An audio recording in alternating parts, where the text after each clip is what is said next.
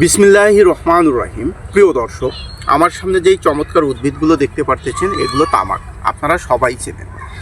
একটি কথা আমার এখন খুব মনে পড়তেছে, সে কথাটি হলো আমি জেনে শুনে বিষ করেছি পার, কিংবা হাসতে হাসতে ফাঁসির দড়ি গলায় পড়া।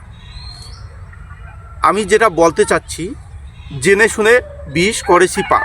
এই তামাকগুলো কোনো গরু, ছাগল, কোনো পশু পাখি খায় না, কিন্তু কারা খায় এই তামাকগুলো, কারা ব্যবহার করে? মানুষ। মানে পশু পাখিও বিষ বোঝে কিংবা নিজের ক্ষতিটা বোঝে, কিন্তু মানুষ আমরা বুঝতেছি না এটা কত ক্ষতিকর একটি উদ্ভিদ।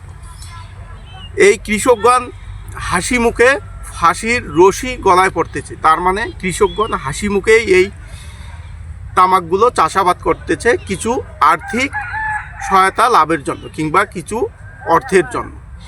এই তামাক ক্যান্সার সহ অসংখ্য রোগের সৃষ্টি করে এবং এটি মৃত্যুর একটি কারণ।